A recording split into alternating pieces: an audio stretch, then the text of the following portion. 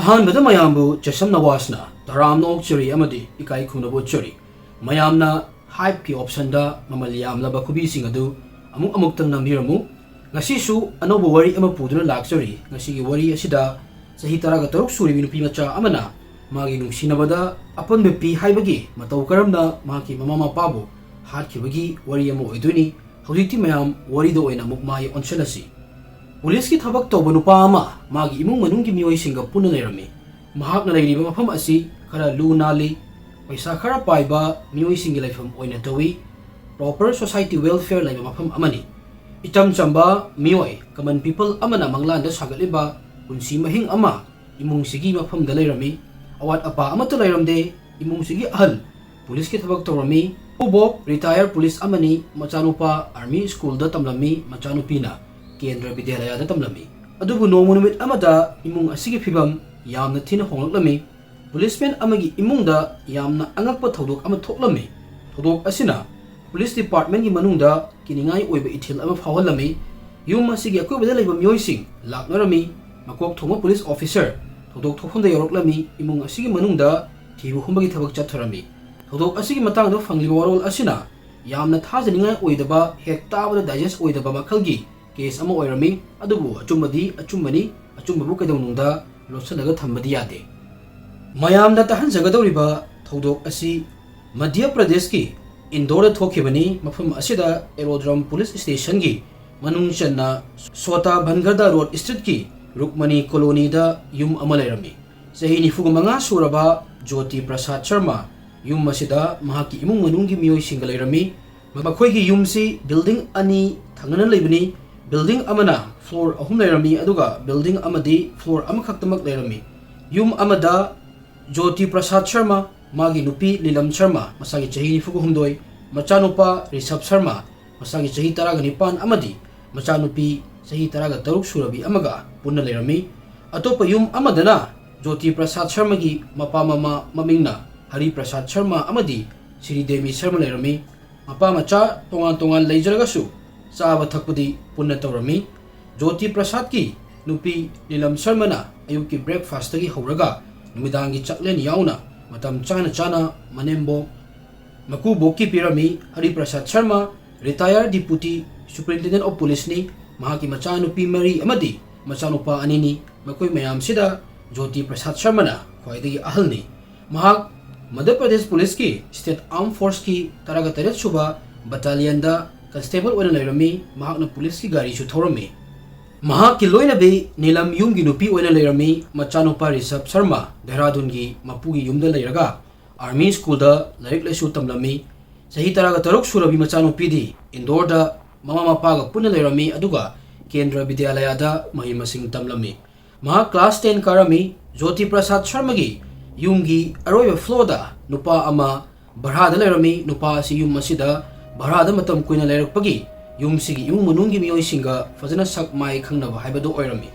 ज्योति प्रसाद शर्मा की मनाउ नुपा इंजीनियर नि इमुंग मनुंग लोइनना महाक्ति दिल्ली दा लेरमी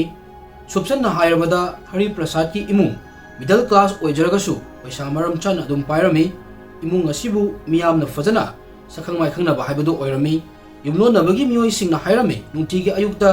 ज्योति प्रसाद शर्मा मागी लोइनबी Neelam Sharma अमदी मचानुपी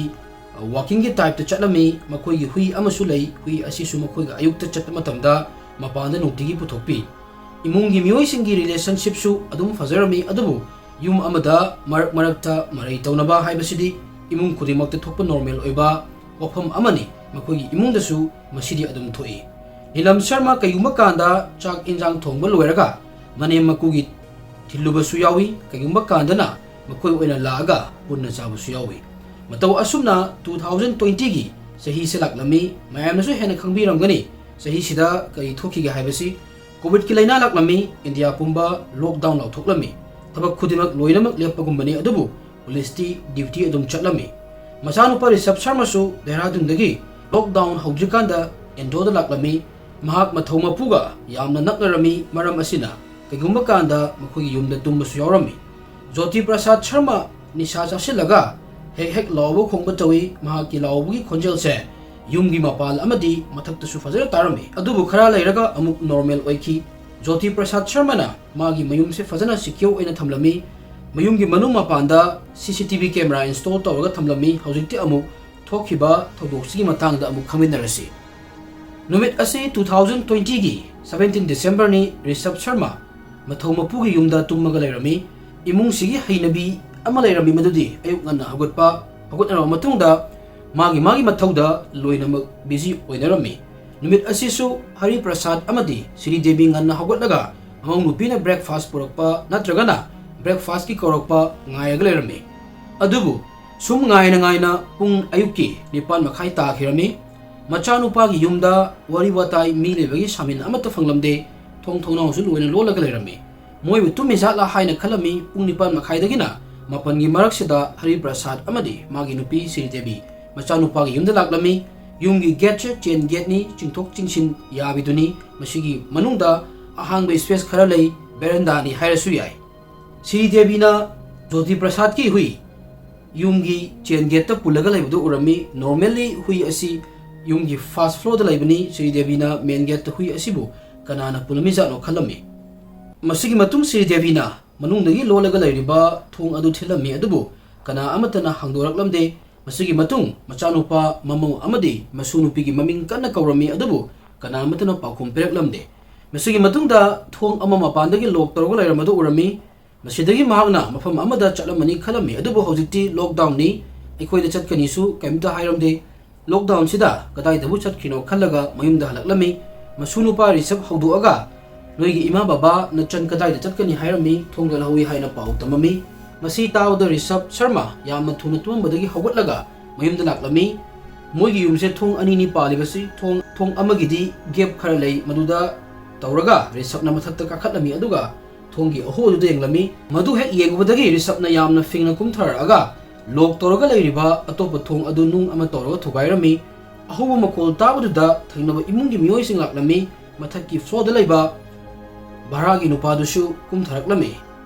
thongdo hangdoklami Nilam Sharma gi hakchang famungda taraga leirami Jyoti Prasad Sharma gi na floor mathakta taraga leirami akoi wada leiba faklang famung floor igi ingak tungairami Rishabh Sharma na Delhi da leiba mangi kakada pau pirami mahak thuna indor gi damak lakpa haurami rent leiba nupa asina Thowdokse gi matangda police ta pau pikhirami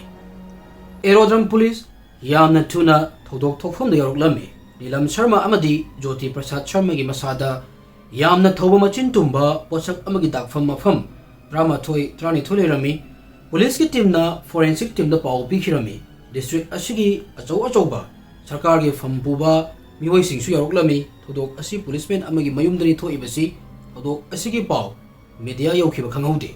news reporter kaya mafam sida yoroklami Hari Prasad na Rishabh ta nachanupi kadai no hanglami Rishabh Sharma kamanbagi masado gyan phaw manglami machanupi yumda leiba uramde mahak su fattaba dasa tariba jala khalami police na investigation ani toba tarami ahanbada Thowdok asi kanana thokhanbano ani subada yum asigi manglibi nupi macha thinaba police na Thowdok asi investigation taunaba team kaya ama semlami police na investigation horami forensic team su Thowdok thofam da yoraktuna evidence kaya ama collect torami room manungda taraga leiriba pochai sing asidagi fingerprints hair sample kaya khongatlami Thowdok asi mi ama khaknadi toba malamde Jyoti Prasad Sharma policeman ama oibata natana masama usu adum fai mi ama khakna mahapu kudum challaga hat pahaibase khara wana thokani almira manungdagi paisa amadi sanalupa mangi haiba khanglami yumda paisa oina lupa lakh amarom thambani aduga mangliba sanadudi artificial ni asing masana natte police na room manungda phone ani taraga leibudo urami makhata na thibu khumba tobada phone amasu phanglami police na imung manungda phone sing asigi matang da hangbada mama mapa amadi machanupi gini haiba khangmangamlami phone amadi kairami aduga switch off su leirami phone asi imung sigi machanupi gi oirami ahanbada police na mangi benupi macha phone da track toraga thibagi wakal torami adubu phone di yunda leire hojik nupi macha se kamaina thigani habase aruba phum amu oirami yum asida kana lakamba kana Thowdok asi toromba yumda install toriba CCTV camera dagi khangba ngamra ngamdabra habase amu khangminasi Jyoti Prasad Sharma na yum manung mapan amadi atopa mafam kayada camera install toromi police na camera gi record check toba changbudadi off toroga leirami amadi Rishabh Sharmada camera off tawagi matangda hangubada mahaksu kamaina camera off tawrino haina angakpa ama faurami mayamnasu hena khangbiramgani yumda camera install tawrabadi footage check tawge hairagadi password ama hana darkar oi adubu yumasigi camera ge password ti Jyoti Prasad Sharma khakna khangmani kamaina footage yengani police na koithi thibada calendar amada password iraga lerami Jyoti Prasad na kawkhrabasu haidana isalaga thamba oiramgani police na footage check tawba horami adubu DVR da 15 December gi matungi footage amta yaramde masina takpadi thawdok thokadaba numit ninigi mamangdagi DVR off tawraga leire haibani ahanba investigation gi damak asiba haksang ani police na postmortem mi damak thakirami yum manungi footage phangdagasu thangnama mafamda lambi da camera kaya ama install tawrami police na amamta examine tawba horakna camera chamri rong oirami thawdok asi khangakpa matamdadi pung mari mangagi mamangda khakthokhiba malami thawdok asi 17 December gi ayuki pung mari dagina manga fawbagi manungda thokpo oiramgani khanarami police ki team amana rent laiba nupa yumlon kairona ba singbu amadi atopa miyoi singbu wahang po hang tawrami police ki mathakta akanme pressure lairami investigation asi kumang sauksinaba yamna kana khotnarami police na miyam dagi December taraga mari taraga manga swaida nupa amaga Jyoti Prasad argument tawna ki haiba khangmangam lami miyam mangda Jyoti Prasad na nupa asibu hanjan fuba chilba tawrami nupa asina yamna sauraga Jyoti Prasad ta aina kadawrake yengu nangbudi lemna tharoi hairami masina ahanba police na phangba lead oirami hojiti police nupa asi kanano kadai dagino magi family background na karino imung asiga kari mari lainai haibase khangdokpagi mathau tarami mafam sidagi Rishabh ki mamanaba amana Jyoti na fukhiba nupa asi Rishabh ki yum manakta leiba bebab namak kawa nupa amagi yumda toina lathok laksing tawi haina police ta paw tamlami nupa asigi matangda hek khangbaga police yamna thuna nupa asigi memda chatlami nupa asigi maming Dhananjay Yadav kawi mamanaba singna DJ haina kawi mahak chahi kun mathoi subata ngairi mahak Gandhinagar hairiba mafam sida leirami mahak ki mayum Jyoti Prasad Sharma gi yumdagi Chawrakna kilometer 3 makhai muk lapami nupa asi sarpanch Nian Singhi macha oirami Nian Singh khara gunda fada tawba miyoini mahaki mathakta thawdok amagi IPC section 30 gi makhada case amana phutaga leirami haibadi mahak criminal background leiba nupa amani mahaki machana Jyoti Prasad ta lemna tharo hairami bani kaigumba kharadi leire madu amuk khaminasi police na DJ gi memna chatpada mahak ti leiramde ASP gi pautak mutungina DJ gi mari mata police na pharaga puraklami makhoina hairami 17 December gi ayuki pung 3:30 muk tarakpada mamanabagi scooty wairaga kadai dano chatkirami adubu pung amarom lairaga scooty mamanabada pitho amaga yumdagi bike purga chatkirami kadai da chatlibano haiba khangmangamde magi phone su switch off lairami somdana Rishabh ki imung kapmanbagi phibam ama faramde adubu Hari Prasad Sharmadi kara santi oina lairami maram asina police na mangonda wari tawrami matamsida mapu ibungo Hari Prasad na ayuki pung mari makai swaida matamsida mahak washroom chatna hawgalakpani mahak na masunupi lambida hui sana halaga laibadu ui hairami mahak natana atopo yumlona basingnasu machanupibu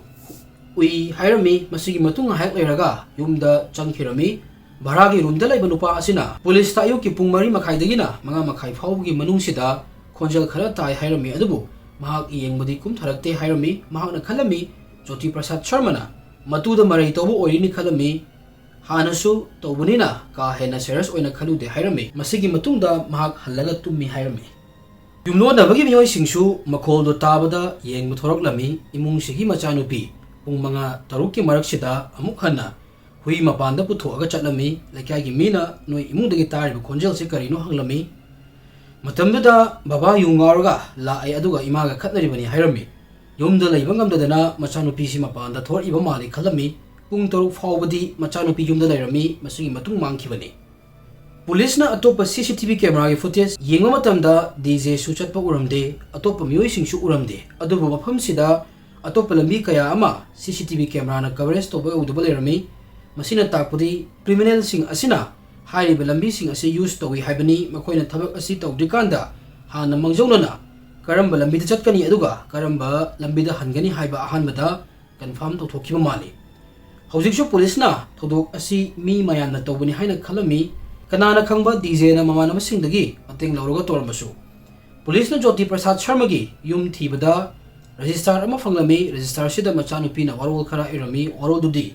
mahak mama mapana maram oiraga yamna ware mapana mangonda fattaba towi imanasu mateng pangsanami maram asina ayum thadotuna chatnaba fireb lawre chanbiduna aibu thibirakanu haina irami machanupina mapagi mathakta achobu maral ama iraga sirami masi kayamuk chumi chumde haibado hojik amuk khanglani. Police na fangliba information mayam se kupna nainaraba matungda DJ ga machanupi siga chatminna kribara haina khalami. Resab Sharma gi marupna nupi macha asi DJ ga mamangda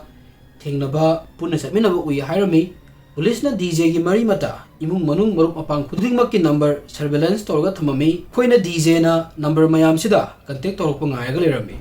Police na fangiba information khudingmak crime asibu tawriba numitani thanglibasi DJ gi maming khangbadagi Police na imung sigi machanupi gi phone data record amadi atopa technical information sin lawthoklami. Nupi macha asiga DJ ga toina pau phaunabagi details fanglami. Nupi macha asina phone asi pung kunmari mamangdagi switch off torga thamlami.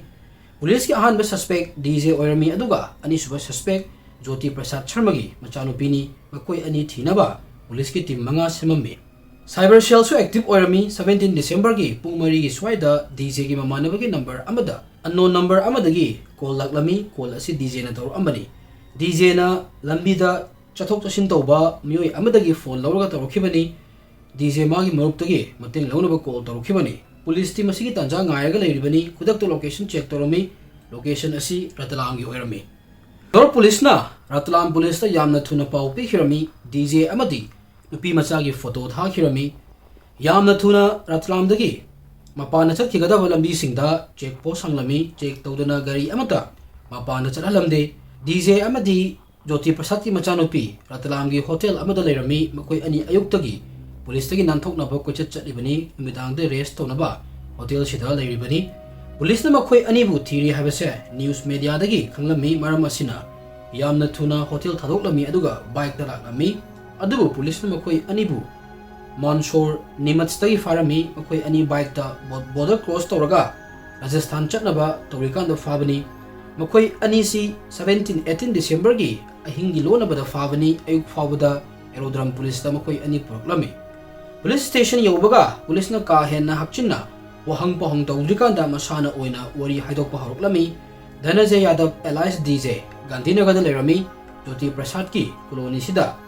DJ ga khangnaba mioi ama lerami maram asina mahak mafam sida yamna toina lakthok laksing tawrami. Jyoti Prasad ki machanupi su grocery gi dukanda pot chai leiba lambi sida dum chani thodok thokadaba chahi ani gi mamangdagi sumaya lambi da thengnabadagi makoi ani khanglerami. Phone number pinarami wari watai tawba horami. Social media platform da chatting tawrga lerami.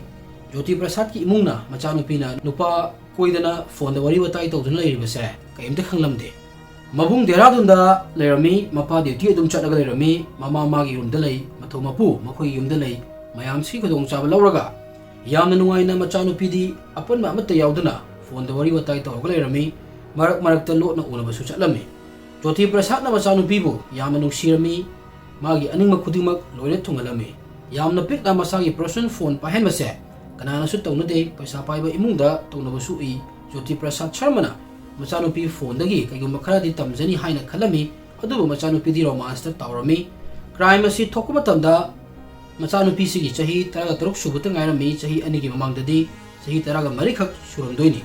Matam sidadi aidi phajom thoaga turelda irujari romance ki wadi lapna thamkro. Dukandar amana hairami nongma khara thingjilakpa matamda Jyoti Prasad Sharma bazarda pizza thibagi koichat chatlaga lerami matam sida online delivery su leite aduga pizza yoma dukan su marang kaina leite. Numidangi thengjilakpa matamga oibaga dukan ayambasu lolami mamai thangda pizza semada changba pochang leiraga pizza semaga oina machanupi u bizarami. Thodok asi thokadaba tha animukki mamangda risap ki marupna DJ ga machanupi ga chatminaba urami haina mama mapada pau pirami masigi matung Jyoti Prasad na machanupi da gyan tahanba chaiba tawrami aduga DJ su machanupi dagi lapma leinaba khanghalami.